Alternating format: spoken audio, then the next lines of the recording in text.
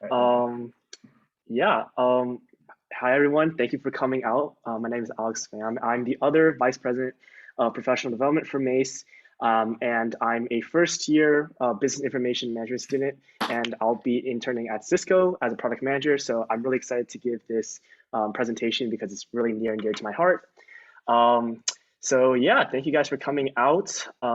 Next slide, Derek. I'm sorry. And then yeah, so I think the event overview will be talking about agile. What is it, and how do product managers use it? Jira, what is the tool, and again, how does it fit into the team orientation of whether you're working on the MAISS project teams or you're working on your own teams? How do you use it, and where does it fit into the overall structure? What is Scrum? Pushing work versus pulling work, and we'll be going over some communication tools that product managers use to communicate with their teams. And so, a quick question for those of you out there in the audience: you guys feel free to type in the chat. Do you guys know what a product manager is, or what some of the responsibilities a product manager does?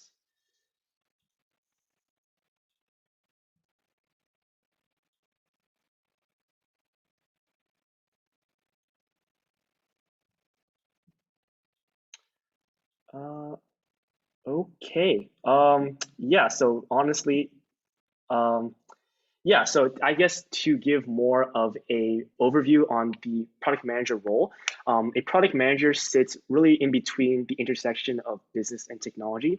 So for those of you who are really interested in that intersection, this role might be perfect for you in the sense that you get to really manage a team, whether it's you're sitting with the engineering team, the design team, as well as the marketing team, to basically create a product, drive the development of that product, and really set the guidelines for success when you're developing that product. So really, as a product manager, your main tasks are really to be increasing efficiency within the team, managing your team members in a way that is most efficient, as well as setting those guidelines for success. And so we'll be going over how Agile and Jira works to basically support those roles, and how you can do that in your own projects. So next slide, Derek. All right, so the first thing we'll be talking about today is Agile. And what is Agile? So Agile is basically a framework that basically encompasses a set of principles that teams follow when it comes to making decisions on how to do the work for developing code and different products. And this framework is iterative, meaning that this work takes place in small increments. And as you can see in the chart, we have 6 different components of Agile. The first one is planning. That's where the team basically comes together and they share their ideas. Next is design, and that's where the team gets those shared ideas and puts it in a readable format, such as like creating a blueprint. And after that, they build and develop that product, and they also test it. And that's pretty important because you want to make sure that there's no errors moving forward. And after that is the release. And you could just think of that as like a demo day where the team just basically showcases what they've accomplished and what they've created.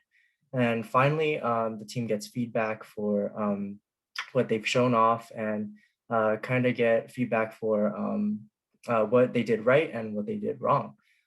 So on to the left, we have 3 basic bullet points, and they kind of summarize what's shown in that image. First is creating a hypothesis that kind of corresponds with planning and designing. And after that, you test out that hypothesis by experimenting with it. And that falls in line with the development and testing phase. And finally, you kind of observe and learn from what you've like tested out that corresponds with the release and the feedback. And yeah, overall, Agile is pretty important in product management because it's a good learning process and experience to go through. Following these principles, it's a good way to learn many different things like different patterns of what goes right and wrong when building projects. And as you build more and more projects and develop or apply these agile techniques, then you'll kind of see those patterns and most likely not make those mistakes in the past you did, and try to correct them more in the future. So the main tool to achieve agility is Jira. And what Jira basically is it's a standard tool that's used by the industry, which is used for tracking and developing projects. Um, and what's neat about Jira is that it has a family of products, and this makes Jira very versatile for different industries of interest. And there are three main platforms for Jira. For example, there's Jira Core, and that's mainly tailored towards businesses who want to create projects that are related to business. The second one is called Jira Software, and that's usually used for software developers or software engineers, and their aim is to make software projects. And the third one is Jira Service Management, and that's meant for individuals or teams who want to make service projects. And what's cool about this one is that the customers are also involved. And some additional terms that are pretty important to know about when using Jira is something called issues. Basically, issues are a work item, and you could think of it as like a task or something you need to fix in order to be implemented to the project itself. And something else that's important to note is something called projects.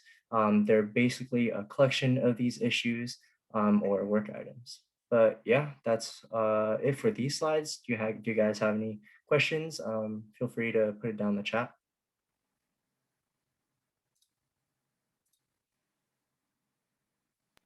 Yeah, if not, we can go to the next slide. And yeah, Okay. all right, thanks, Derek. So just elaborating more on the terms that Derek said in the previous slide. These screenshots are from a Jira project that I actually had worked on a couple of years ago.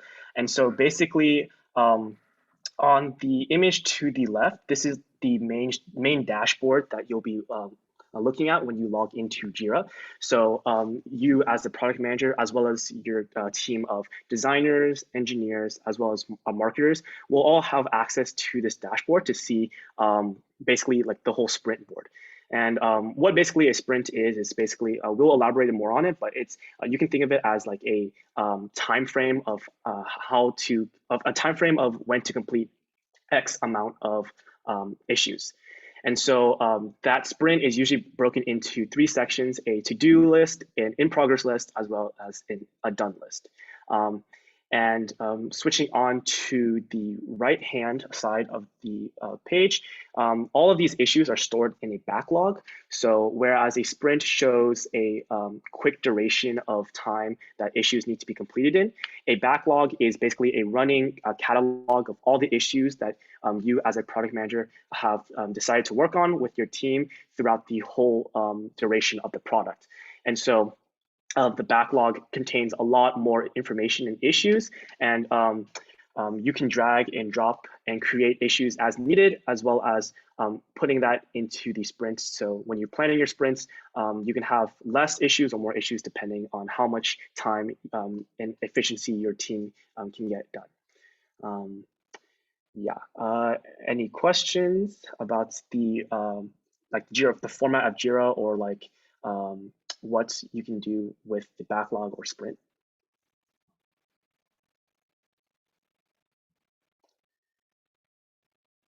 Yeah. If not, Darren, we can move on to the next slide. All right, so yeah, Agile has many frameworks such as um, Kanban or Lean, and there are many more to list. But the main one we'll be focusing on today is Scrum.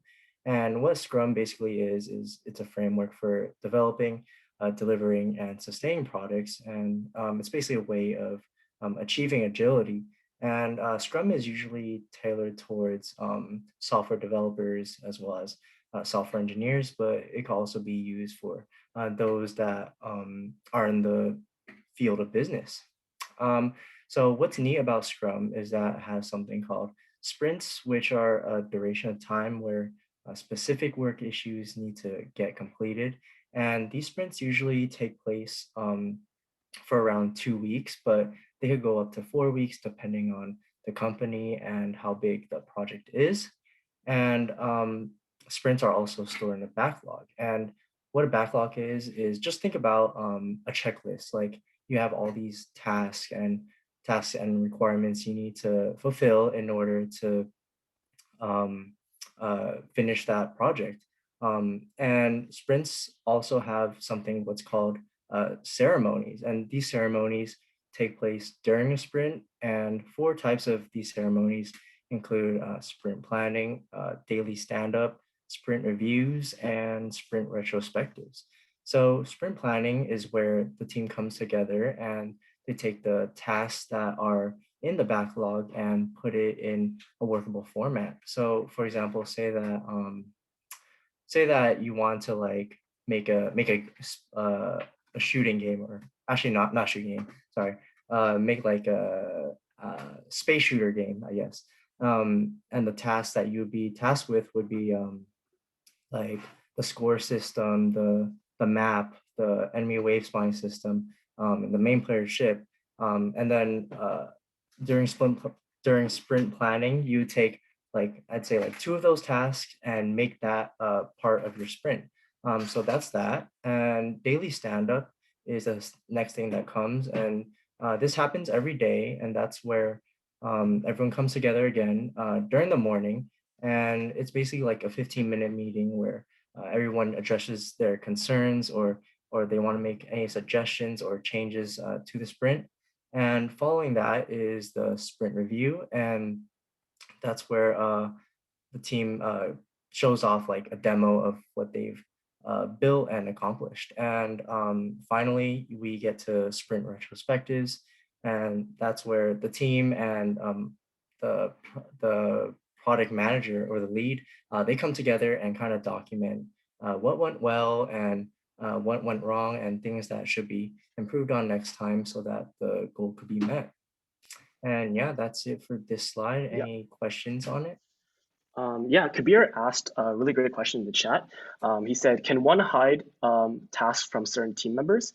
And that answer is yes. The product manager can really like tune in what team members can see when looking at specific issues or not. So obviously, a marketer doesn't need to know what's happening with the development team or what features are like what technical features are being developed. However, you as the product manager need to decide if your team should, if you have access to that information versus not having access to that information.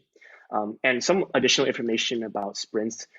Usually in the industry standard is a bi-weekly sprint. So sprints last 2 weeks to complete however many issues that you need to complete. But that can vary from company to company as well as from team to team. And in addition, you as a product manager need to really know your team the best in order to really increase that efficiency. So obviously sprints can be shorter if your team works better in a shorter time frame, or have a longer sprint so that your team have more time to complete more issues. Another great question from Nikish says, does the product manager get to change the timeline duration of the sprint? And yes, they do. So I think I just went over that. So product managers are in charge of the sprints. Sometimes they're called Scrum Masters, but other times their names overlap. But basically, the sprint is variable. You can change it according to what your team needs and whatever is most efficient for your team. Yeah, so great questions. If anyone has any other questions, please feel free to put them in the chat or unmute and just ask. Yeah, oh, another great question from Ryan. How do PMs decide which issues are removed from the backlog and assigned to each sprint? Yes, so I'll go into this question in this slide. So as a product manager, you'll really be tasked with keeping the productivity of the team high and managing your team of engineers, designers, and marketers really well. And honestly, that's one of the main key points as a PM working in the Scrum environment. And so in order to really do this, some of the tools that Jira allows you to use are reports. And these reports will really be your bread and butter in the way you analyze the efficiency of your team and how your team completes work. So some of the main reports that you'll be using as a product manager are sprint reports, burn down charts, and velocity charts. So a sprint report is really just a very basic overview of the sprint, and it gives you very valuable information as a product manager at a glance. So these information can include, but not limited to, tasks that you've completed, how fast your team completed these tasks, and like the time frame of like these tasks being completed. The burn down chart and velocity chart are more tailored to the product manager and are really critical in assessing efficiency as well as the tasks that the team can complete. So a burn down chart shows the actual story points that the team completes versus the expected story point completion of the team. And I'll go more into what story points are and how they play into Jira as a whole. And the velocity chart shows the actual tasks completed versus the expected tasks the team actually completes. And so the main difference between tasks and story points are like what they represent, right? So you can have, for example, two tasks, saying one which would be implementing a button and putting a button on a page versus implementing a map API and showing a map on a page, right? Those in itself, when you're looking at velocity charts, those are two tasks. But when you look at the burn down chart, they have different story points. And a way to think about story points is basically an abstract measurement of how hard or difficult a task is, right? So implementing a button will have a lot less story points than implementing an API that shows a map, right? You'll need a lot more time, resources, and people to work on implementing an API versus implementing a button, right? So story points are usually, from what I've experienced, they're measured in like hours that are needed to work on that issue. So obviously, it can vary from company to company again, and from team to team, but usually it's usually measured in how many hours of work is needed to complete that task. And that leads me into Ryan's question about how PMs decide which issues are moved from the backlog and assigned to each sprint.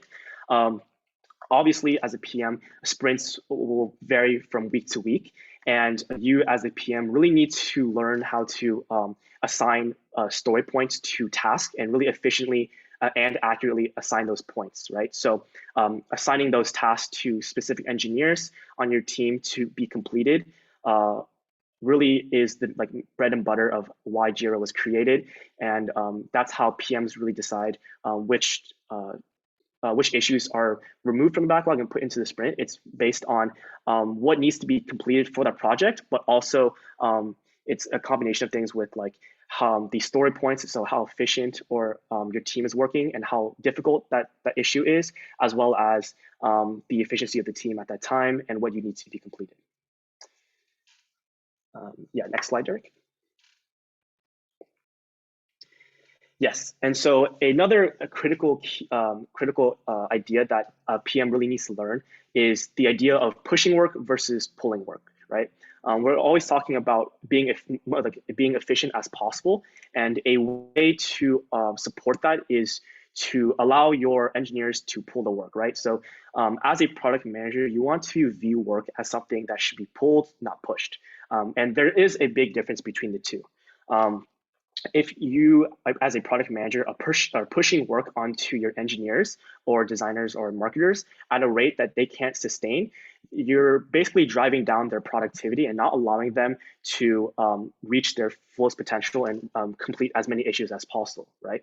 And so you'll really want to discern between the line of pushing and pulling work. And it's a very thin line because you want engineers and designers and basically everyone on the team to pull the work such that they're completing issues and they have a fixed rate at which they're completing these issues, but they're not overwhelmed, right? But if you allow engineers to basically do too little work, they're not overwhelmed, but they're not completing issues at a rate at which is is like most efficient.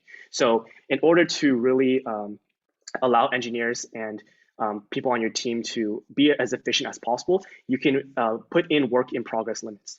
And what those are is basically um, they're basically caps on how many issues a team member can have at that time. Sorry about that. And so work in progress limits basically allow specific members to work on a capped number of issues at one time. So this allows people to really maximize the tasks that they're completing and not feel overwhelmed, right? So as a product manager, let's say, for example, that you are in the process of implementing a really big feature in your application or product that really needs a lot of polishing and development and really needs a lot of attention. For that sprint, you could put in work in progress limits to basically lower the amount of issues and tasks your engineers and team members can be able to work on, such that they can really put in a lot of their effort into that one issue or feature, such that it can be as polished as possible. And whereas on the flip side, if you are in a week where it's a lot of just designing or a lot of tasks that are not too heavy on the technical side, you can bump up that work in progress limit to allow your team members to pull more work such that they're not underutilizing their time. And yeah, Derek, next slide. Yeah, so communication is very important when using these types of technologies because you always want to be up to date with each other and make sure that you guys are like on track in meeting the end goal. So I guess some messaging tools that are pretty popular are Slack and Discord. There are much more, but yeah, we just chose these two because they're the most popular. Discord, I'm pretty sure you guys know what it is, but it's like it's kind of it's like more informal than Slack because Slack it's usually used by businesses and like software engineers and software developers. Um, but yeah. Yeah, and and obviously this isn't like an exhaustive list of all the communication tools that you can use. I think the main takeaway here is that you want to be using a communication tool that works for you and your team. So I know a lot of people in the industry use Teams, Microsoft Teams, or the WebEx services from Cisco. But honestly, it comes down to your preferences as a team and how you guys communicate and what works best for you. And yeah, so this is a Jira demo. So we wanted to really let you guys look at what Jira looks like before starting your own project. And this goes over a lot of great stuff about the backlog, sprints, and sprint boards that we had talked about in this presentation.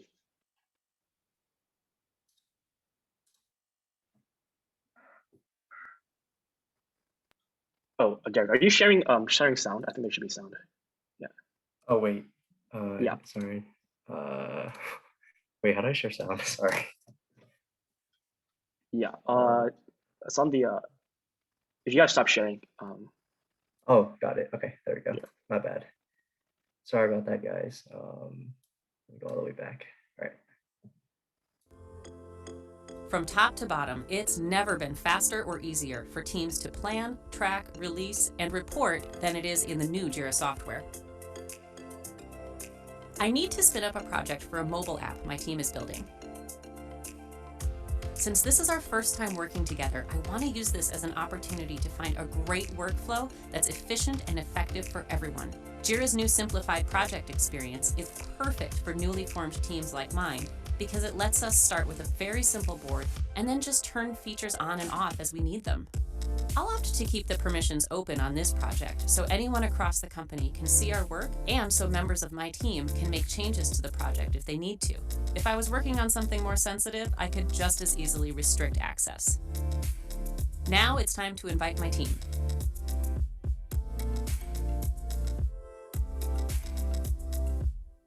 One of the first things we need to do is sketch out our big picture roadmap items.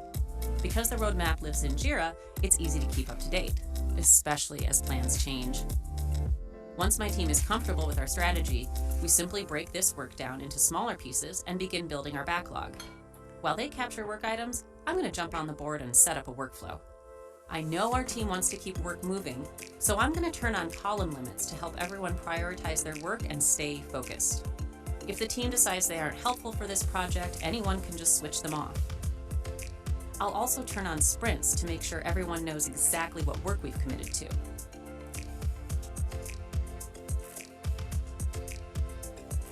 Once work is underway, it's easy to filter our board by team member or label and visualize the work using swim lanes. I can even see open pull requests and active branches, which makes staying on top of the development status a breeze. Team members can also add flags to alert the rest of us that a particular task is blocked and needs attention. And when a new item of work arises, I can add another issue for it in seconds. Capturing and organizing information in Jira is also easier than ever. If a work item has subtasks or dependencies, my team can identify and prioritize them in seconds. By ensuring we're focused on the information that matters, I know nothing will fall through the cracks and we're going to have fewer surprises down the road. Collaboration is at the heart of my team's work, so we have content that lives in lots of different tools like Confluence, Dropbox, InVision, and Sketch. Our designer loves having access to his files without leaving Jira software, and engineers often copy and paste code snippets right into a ticket. The less we have to switch applications, the better. Our engineering manager finds it valuable to see the dev status of a particular task, which gives him end-to-end traceability. Once he sees that all the builds are passing on a ticket, he can move it to done. And with Jira Software's feature flagging integrations, I have real-time visibility into what code has been released to customers. When I need to check on other projects, hopping between them only takes a second. And if what I'm looking for isn't in my list of recent items, Jira's search will quickly find any relevant projects, issues, boards, or filters. And when my team has a retro, we can use Jira's built-in reports to analyze our progress and improve our velocity.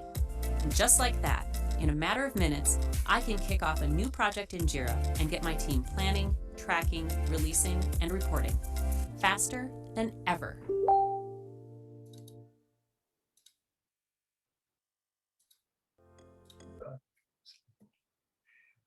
All right. Yeah. So I think we finished a little bit too early, but thank you everyone for coming out to our first event. I hope you guys enjoyed it, and we'd really appreciate it if you guys filled out the feedback form. Could someone put the link to the feedback form in the chat? And yeah, basically just give us some recommendations on what you guys want to see in future events, and also subscribe to the MAISS newsletter if you want to see more events, and follow the socials listed here. Also, next Thursday we're having another workshop. No, not workshop. A speaker event. The speaker is named Julian Parra. He's a TikToker and he works at IBM. He's going to share his experiences and also give additional advice on how to build a resume, how to build a good LinkedIn profile, and some interview tips. So yeah, thank you everyone. And also feel free to stick around if you guys want to hang out, get to know each other a bit. And if you have any questions, just drop in the chat. Yeah, thank you everyone for attending this event. It was really awesome to see everyone at our first Pro Dev event for MAISS. Actually, as just a little quick, honestly, like the video that we showed isn't a full comprehensive list about what the features of Jira can hold for you, but as a product manager, you're really wanting to know more. You really want to explore Jira because it really is your bread and butter and the workspace that you should be working in. That video was just a quick, introduction to the sprint boards that you'll be working with, the backlogs, how you interact with teams, how you assign issues to teams and how they work on it, and some of the best practices for assigning work, as well as completing it, and what to do when your team is stuck. So obviously this is just a quick brief introduction to Jira, and we obviously hope you you take this presentation and implement it into your projects or products that you'll be developing in the meantime. So yeah, if once again, just echoing what Derek said, if you guys have any questions or concerns, please feel free to unmute or ask in the chat, and we'd be happy to answer. A great question by Alex. What do you think is the best way to practice with Jira? And obviously, like, it really is just getting to work with Jira in the first place. Jira has so many products and features about it that it can become very dizzying and kind of distracting at some points. But when you're getting a lot of practice in with your team of, creating projects and creating issues, and you recognize the patterns that start to arise when issues start to come up, and the best and most efficient way to deal with them start to arise. So I would say, to really answer your question, it's really just a lot of practice. Like open up a Jira site and create a project to work on, and create like many tiny issues that you can work on. And when your team is basically done with that, basically just go through the motions of really trying to learn the features of Jira, and in no time you'll get it down.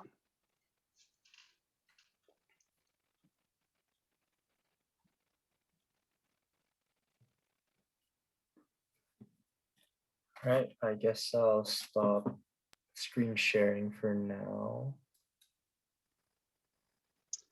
And oh yeah, and Ryan does bring up a great point about using Jira to manage your personal projects. So if you are using it or if you are developing a project for your resume, or for even for a class here at UCI, it's great to basically get some practice with Jira as a PM to really plan out the things that you really need to work on, and have it put it in like a very efficient manner, such that you can see and visualize the work that you need to do, and plan out your sprints accordingly.